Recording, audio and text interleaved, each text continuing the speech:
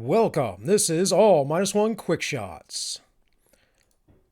So, folks, amongst all of the election reporting, amongst the Hunter Biden and Joe Biden scandal, the reporting and the non-reporting on it, and various other things in the news that are quite strange, like Joe Biden essentially not campaigning for the next 8 days until the election. Hiding in his basement once again. I wonder why. So, amongst all of this, what's the really important issue? Well, apparently it is the online conspiracy of Q. Now, a few weeks ago, I believe it was 2 or 3 weeks ago, the Congress decided to have a resolution that they passed on the floor condemning Q. Now, what is Q? Maybe you don't know. Maybe you don't know all the internet gobbledygook. I certainly don't understand or know everything about it myself. I've never really looked deeply into it. I've had people talk to me about it. But as far as I can tell, it is simply this. It is a person that is online claiming to be within the Trump administration, and they are going to get rid of, child pedophilic sex rings, and they're going to lock Hillary Clinton up and drain the swamp and those type of things. That's all Q is. It is, in my opinion, probably just someone LARPing, someone that has the attention of people, someone who is maybe daydreaming, but perhaps there are real connections there. I don't know. I don't follow it. But what I do know is that those things exist. There are child pedophilia rings. There is sex trafficking.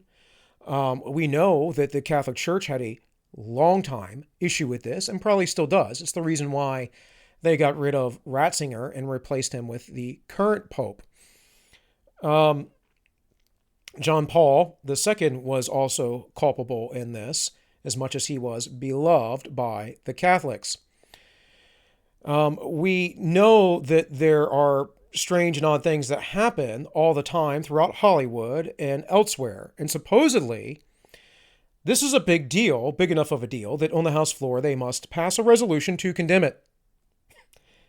Yet there is no such condemnation of outright Marxist movements, such as BLM or Antifa, which is an authoritarian Marxist movement. They say they're anarchists, but they are not. They say they are anti-fascist, yet they have fascistic tactics. They don't understand what fascism is. They think fascism is capitalism because they've never read a book in their life. They've just heard Marxist professors or stupid theorists who have no practical reality in what actually exists. I don't care what your theories are. I only care about what is real, what is pragmatically true, what is history, what has actually happened. And the Nazis, my friends, were socialist. They weren't socialist for all, but they were their own form of socialist. And the government controlled the resources. And they controlled the wages and the prices and everything else that happens in a communist socialistic society. Now, why do I bring this up? Well, I bring it up on top of this whole Hunter Biden scandal. I don't know if I would call Hunter Biden a pedophile, because at least the women he was with, or the young women he was with, were pubescent. But supposedly, there are interactions and things within his emails and within his computer and photographs with 14 and 50-year-old girls. Now, this is a man who is, I believe, in his 30s. And it's somewhat disturbing. Even more disturbing because of his drug use. And his father knew about this. Now, another point being made here recently is that Hunter has a pin shot for the crack cocaine, if you would. And in such a case, under the 94 crime bill that Joe Biden so heavily pushed, his son would be basically locked away for life at this point. But of course, his father has been a senator for 40 some odd years, or nearly 40 years, and then the VP. Now, I don't know if you were aware, perhaps I mentioned this in the last video I made, But Joe Biden's net worth was, I believe, something like $30,000 when he became the VP. Literally, you can look this up, folks. It is on the interwebs. I assure you, I'm not making this up. I believe it was CBS News that reported this. They were reporting on this in 2007 or 2008. Maybe it was 2009. Maybe he was already in office. But they were reporting on this, talking about the richest and the poorest politicians. Joe Biden was worth absolutely nothing. Now, I don't know what he would have to do to go out there and speak to get $100,000 per speaking engagement, but apparently that is his fee, and he has gained some property and whatever else. I don't know all the specifics, but to essentially assume that all of this is a bunch of nonsense is just silly. So you have something that is legitimate, real. We don't know how far Joe Biden, that is, ties are with his son and these business transactions. Of course, we have a whistleblower saying that they are certainly connected and he is the big guy. But then we have journalists going out, covering it up, saying it can't be substantiated, saying that you cannot cover it, and then pressing the president and other people on issues like Q. Q is nothing. Q is an internet LARP. Like I said, maybe it's not a LARP. Maybe it is real. But it's someone on like 4chan on a forum website just saying things. They're not inciting any violence. They're not doing anything. They're not calling anyone up. What they're saying is trust President Trump. And that makes me think. That makes me weary of stuff. They're saying President Trump's going to do this. He's going to do that. So then the media goes, oh, they're horrible.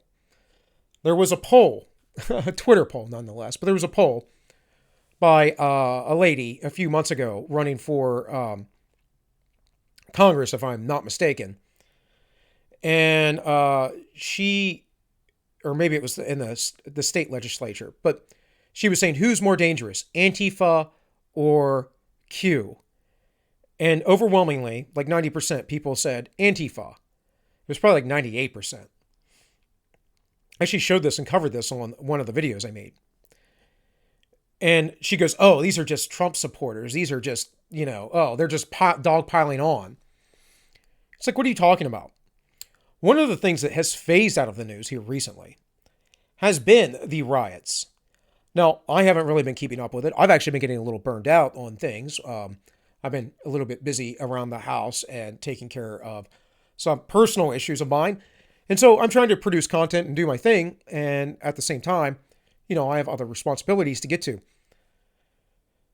But, if you live in the world the way I do sometimes and you're constantly absorbing politics, it can get a little maddening. But one of the things that I really haven't seen a lot of are the riots. Now, I have seen in Europe there are protests and riots over the COOF, and very well so, because lockdowns are not good. In fact, the WHO has even said so. The LA Times, I talked about this a while back, reported that there would be, hundreds of millions of deaths due to starvation because of lockdowns. This was early on. It's simple economics, folks. This virus is endemic. It is here. It will not go away. It has to get through the population. Should we protect the more elderly folks? Absolutely. But there are more elderly folks now coming out saying, well, I would rather see my family in the last years of my life than be locked down and isolated and alone and depressed and hardly have a life at all because I might potentially die from this thing. And there have been people, centenarians, who have lived. People who, I believe the oldest I've seen was a 109-year-old. Well, these were folks in Europe, if I'm not mistaken. Some maybe here in the United States. But the point is just because you're old, it's not a death sentence. And overwhelmingly, 99% of all people will recover from this thing. The studies on the underlying long-lasting effects, they're, as far as I can tell, based on my reading of what I have looked at and other people of scientific training, they're mostly bunk. They haven't been reviewed well. They have fatal flaws within the studies themselves. But this thing isn't about anything but controlling folks. Just like condemning Q is about controlling folks. And just like burying Hunter Biden is about controlling folks. See, Right now, there is a idea out there called the Great Reset from the World Economic Forum. And I don't think President Trump's on board with that, but all the globalists are. And so if you're going to have this organization or this movement or whatever it is that's fake, real, whatever, posting online saying this is what's going on or that's what's going on and here's the thing, here, have hope, stay with us. That's really bad if it catches traction with folks. Now, again, I think Q is most likely a LARP. But I also know what isn't a LARP. The World Economic Forum, the Great Reset, that's not a LARP, folks. That happened.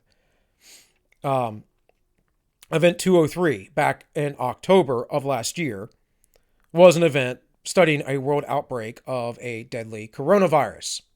Interestingly enough, that happened a few months later. We know now, due to good journalism and reporting, that the Chinese government in Wuhan was aware of the virus back in September. It was already around the world, folks. Wuhan is a city of 11 million people. There's no way it didn't spread. It is a giant economic center in China. So if it spread so quickly as it does, then there were probably a lot of asymptomatic cases and people were getting sick here in the United States as early on as November, most likely. Probably sooner because, you get on a plane, you go on a business trip for a day or two, and you come back, you caught it, you didn't even know you were sick because it has to gestate in your body, and then all of a sudden you have it and you spread it to other people.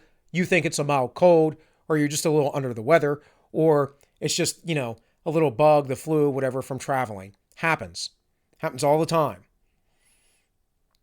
So I bring all this up again to highlight really what is going on. Why would Congress condemn such a minor nonsensical thing, but not Antifa or BLM that's on the streets?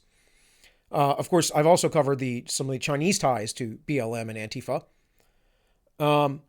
Why do people in the World Economic Forum, including George Soros, say they don't like Donald Trump? Why is Biden so cozy with them? Why is the media covering up this Hunter Biden stuff? We know if it was one of Trump's children, it would be front page news everywhere. And I'm a firm believer that, yeah, maybe Fox News and some other right-wing outlets would do some damage control, but generally speaking, if they found these things to be true, they would condemn them. Generally speaking, I'd say 90% of the time. Remember, Fox was not for Trump originally. Fox was very much against Trump. And so were many of the right-wing outlets. One of the biggest ones being Ben Shapiro, was a never-Trumper, has changed his mind now.